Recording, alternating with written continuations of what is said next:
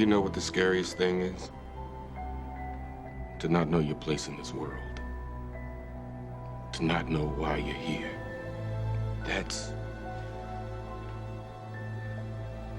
just an awful feeling. I am he as you are, he as you are, me, and we are all together. When a black man amicably refers to another black man or person of color, another term I'm not fond of, as nigga, there's no racial animosity attached to it. There's no criticism in it. It's the opposite, in fact. It is just like that Beatles song, one black man saying to another, I am you and you are me, and we are together, at least in our blackness. And if black people were still sitting below the decks of slave ships or standing together on plantation soil, or if this was 1850 or even 1960, I'd sympathize with this particular idea considerably more. I'm a nigga, he's a nigga, she's a nigga, we some niggas, wouldn't you like to be a nigga too?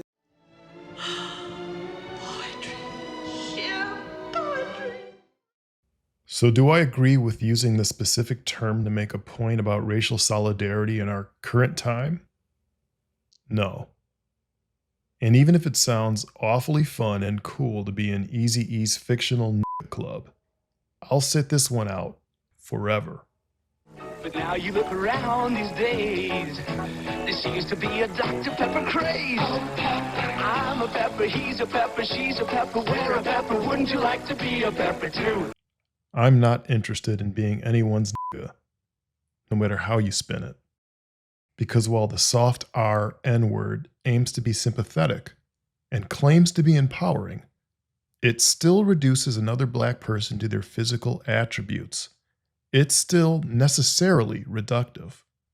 And if you want to consider yourself that way, you do you, but don't try to do me. Now I bet you niggas do think y'all white. College don't mean shit. Y'all niggas, and you gon' be niggas forever, just like us.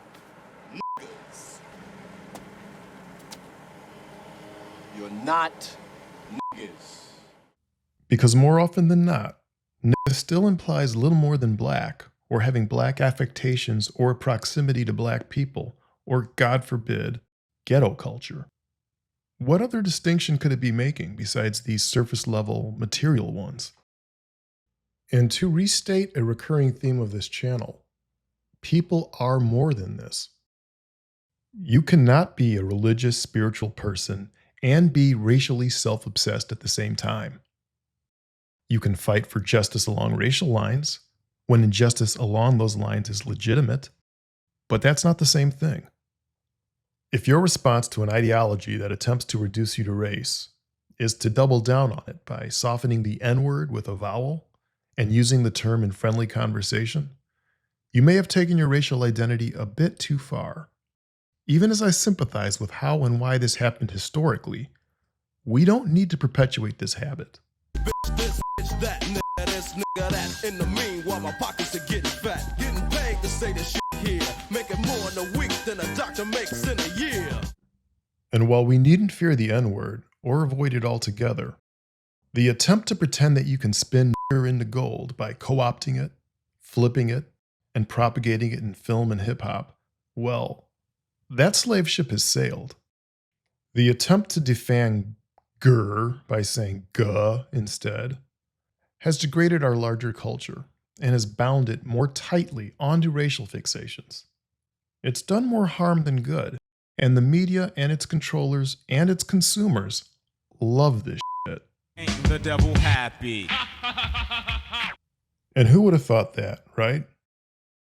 Who would have thought that saying a word over and over again would make it go away in a superficial sense, without it first sinking its teeth even deeper beneath the skin and into our collective psyche? Anyone in theory could have seen this coming, but no one in reality did, because no one on the consumer side of this was thinking about it too deeply in the first place. We simply used the word. Shit, shit, shit, shit, shit.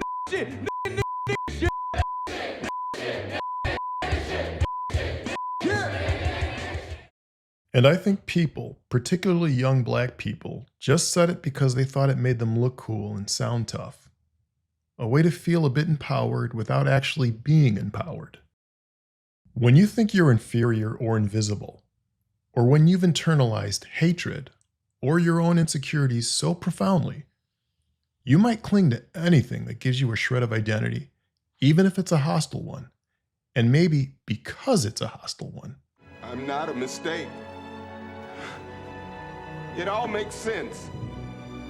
In a comic, you know how you can tell who the arch villain's going to be? He's the exact opposite of the hero. I should have known way back when. You know why, David? Because of the kids. They called me Mr. Glass.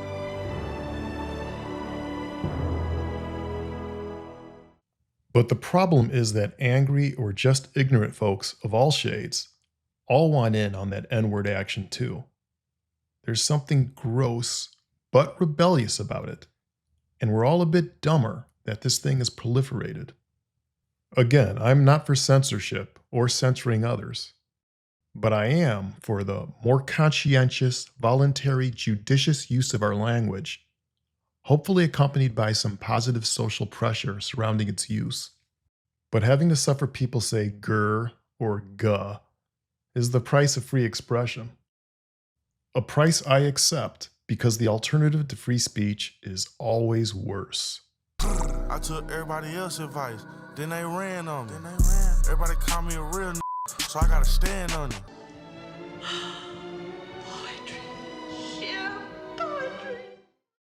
And even as I concede that the context of ninja or ninjure is meaningfully different depending on who it's coming from, black people, with some help from the media and especially our music industry frenemies, have kept the N-word at the center of the larger cultural consciousness, and it has served almost exclusively as a toxic mantra. This, bitch, that, nigga, this, nigga, that.